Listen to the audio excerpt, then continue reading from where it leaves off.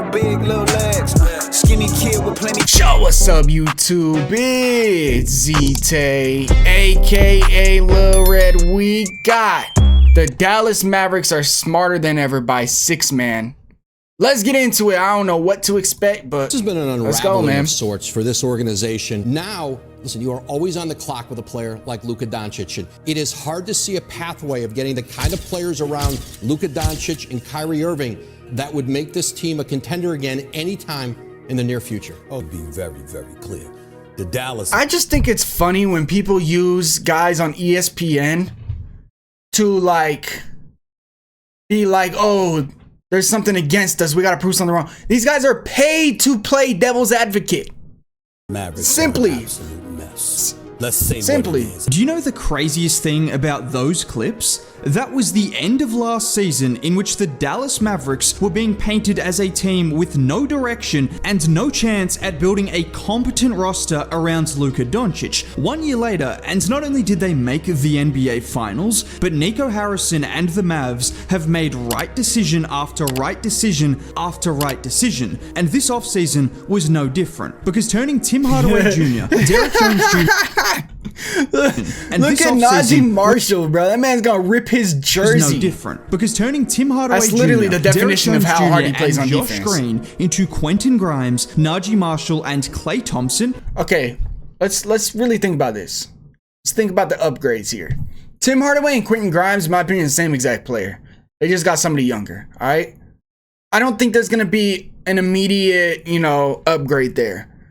Naji Marshall and Josh Green, they're, in my opinion, a lot alike. I think Naji is probably a better shooter than Josh Green, but when it comes to like hustling and dirty plays, they're the same. And then Derek Jones, Klay Thompson is huge because Derek Jones kind of liability in the playoffs and they get Klay. That's my take on it. Might not be eye-catching to some, but they could be the exact kind of moves that push the Mavs over the edge. I mean, anytime you turn Tim Hardaway Jr. into Klay Thompson, your team gets infinitely better. And honestly, I can't wait to see Klay Thompson play this year, because people seem to have forgotten just who he is. At this point in my career, I mean, still can't leave me open. And everyone seemed to find Klay's comments about not leaving him open pretty hilarious. But bro, if you guys haven't, go watch How Good Was Klay Thompson, bro.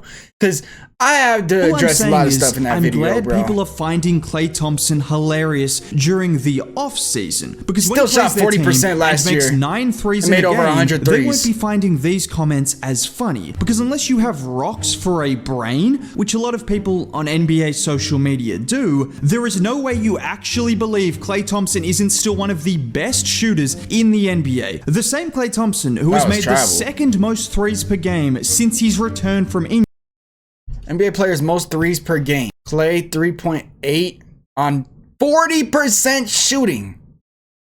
That's the big difference from all these other. Oh man, Curry 4, 5. Yeah, okay, never mind. Injury only behind Stephen Curry, shooting nearly 40% in that period of time. 40% the shooter. Same Klay Thompson, averaging 4 threes a one game. of the Come on, greatest shooting seasons in NBA history just 2 years ago, leading the league in total threes and becoming one of 3 players to make more than 4 threes a game on over 40% for a season. The same Klay Thompson who was consistently drawing 2 defenders without even touching the ball for the Golden State Warriors last year. Yeah, apparently that guy sucks, but we can talk more about Klay a little bit later. Like I said, I think they just wanted him to do too much. Has resulted in Dallas's other 2 moves slipping under the radar. But I like Quinton Grimes, but he struggled last year. That Dallas have absolutely nailed over the last year, because Quinton Grimes and Naji Marshall are 2 players who have spent most of their careers guarding the opposition's best perimeter players.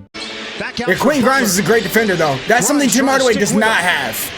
Butler. Cookies. And there's a steal. Marshall. And also providing some shooting and playmaking for their respective teams. 3D players Let's talk about Naji Marshall first. because I thought Derrick Jones Jr. would be a player who Dallas would struggle to replace. Naji, however, has the potential to give you a similar impact on defense whilst providing a more rounded skill set on offense. And we have to start with the defense, because you're probably skeptical about me saying he could match Derrick Jones Jr. on that end. No, Naji's a defender, bro. I don't care. He's probably top 5 defender in the league. Moving his feet well on the initial cross, he's really good at the defense, and then poking the ball away. Now, obviously, one defensive play, even against a guy like Kyrie, isn't enough to be an elite defensive player. But when you consistently get stopped against some of the best perimeter players in the league, that's when you can call yourself a top-tier defender. Quinton Grimes was too. He just fell off. Is one of those guys. So hopefully he revives his career. Against Jimmy Butler. With Butler attacking downhill, he absorbs the bump, and in the same motion as Butler goes to bump him, he wraps him up, using that momentum against him to bring the ball out of bounds. Or how about against SGA, where SGA tries to blow by him, and again, it's that ability to absorb the initial contact and not be phased before going up and swatting his shot. Or in this play against Shai, which is pretty similar, with Shai again trying to use his body to create separation going right. But this time Naji uses that momentum against Shai to strip the ball from him on the way up. In fact, if there's one thing that you need to know about Naji Marshall, which I'm sure Dallas fans would love to hear,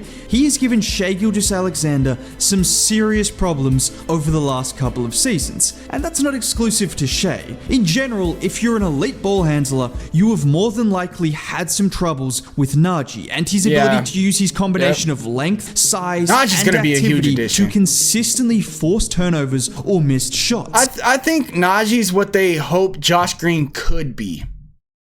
That's the best way I could put it. Now, I know how much Dallas fans love PJ Washington because he brought some real grit and presence to the Mavs defense. You might be seeing double with Naji Marshall, because if you thought PJ Washington was a dirty work player, Naji will fight for every single possession. In fact, he might even just fight you. I know some people say that Naji Marshall's the replacement for Derrick Jones, and Clay's the replacement for Tim, and Quinton Grimes the replacement for Josh Green. But it's Naji and Jimmy I don't know. Right here that actually get into it. I don't think it really matters. They got rid of 2 players that hurt them in the playoffs and the finals. There's a reason his nickname is Tim Hardaway. Naji is one of our guys who has earned everything he's got. Added 3 very good role players. From the start of Summer League until now, Naji's been working and doing a great job. And we saw with Derrick Naji does have I'm not gonna lie though, Naji does have these plays that remind me of Josh Green, where on offense it's like, what the hell is he taking? He's gonna do that a lot. Quinton Grimes, his thing was in New York, he didn't like being a corner sitter and spot up shooter. He wanted a bigger role. So we'll see how that plays into it. And then Klay Thompson's Klay, you know, bringing in that's hard-working, defensive-minded players who have a chip on their shoulder is generally a good move. It's even better when you consider Naji Marshall isn't just a guy who can play defense, but offensively, despite being a bit of a streaky shooter, he provides a level of ball handling and playmaking that Derrick Jones Jr. just wasn't quite capable of. Yeah, that's just true. Watch him here in transition, push the pace, and then find Zion breaking he's an underrated offensive player. He just makes a lot of mistakes. Standstill. He's got that floater in his bag too. Murphy and throws the perfect lob. This is probably a good segue to talk about the Mavs' other under the radar. I like Quinton Grimes, bro. But whilst it's just so much drama in New York with him. It's very similar to what I said about Naji compared to Derrick Jones Jr. Grimes gives you some of that defensive intensity that Josh Green had, but he's just a more polished shooter and offensive player. Yeah, he's a great shooter. Just look at his second season in the league. He's a great shooter, only a year ago, in which he averaged Tim Hardaway points, type of shooter. 3 boards and 2 assists on nearly 39% from 3 on just under 6 attempts a game. Knicks fans were using him as the star in trades for Donovan Mitchell. That's how highly they thought of him. Josh Green was capable of knocking down some open shots, but Grimes is a legitimate shooter. Look at him here with the matchup against Harkes Jr., going to the step back 3. Or here where he sets the screen, slips out of the screen, and it's his ability to shift his hips He's a great and role get the player. shot off in such a quick manner of time. It's a minor He was just detail, unhappy with the but that's Knicks, the I'm difference telling between you. a shooter and someone who can knock down open shots. And to be fair though, I wouldn't be happy in Detroit either, bro. Like, it's not really a good role to help people thrive. And he did not play good in Detroit. Like, he did not play good in Detroit at all. Showed off some ability to hit pull-up threes, using those Isaiah Hardenstein screens to take advantage of opposition bigs sitting in drop coverage. This is without even that's what he mentioning wanted, the but best the Knicks didn't aspect give him of that his consistently. game, which is clearly his defense. Similar to Naji Marshall, Grimes consistently defended the best perimeter players on the opposition whilst that's something in New he York, gives the Mavericks that averaging Tim nearly Hardaway 30 couldn't. minutes a game during his first playoff run Mavericks because definitely of got that better, bro. exact reason. With his combination of quickness, strength, and timing, it's almost impossible to see a world in which Quinton Grimes doesn't give the Mavs more than what Josh Green and Tim Hardaway Jr. provided for them last playoff. That's true, yep. And that hurts me to say as an Australian, but I've got to be honest. Now, I could tell you what Klay Thompson brings this team as well, or you could check out the full breakdown I made on Klay just last week. I'm not saying you have to, but it would provide much more detail. I'm trying to think, bro. Klay Thompson, my biggest thing is, what is his role going to be? Because Klay still sees himself as a guy who averages 20, all right?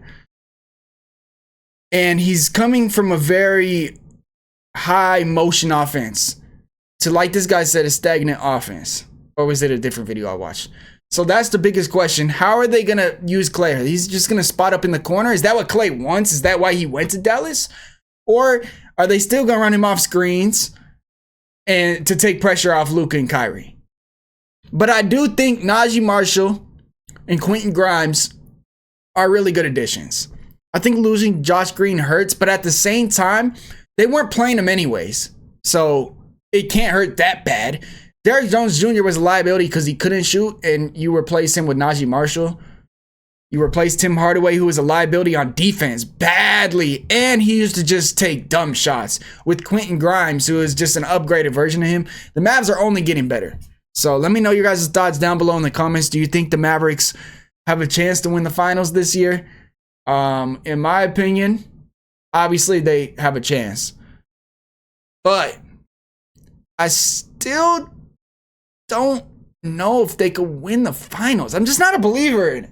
I don't know what it is. I think what the Mavericks need is a low post center. And I know that sounds weird. Like, why do they need a low post center?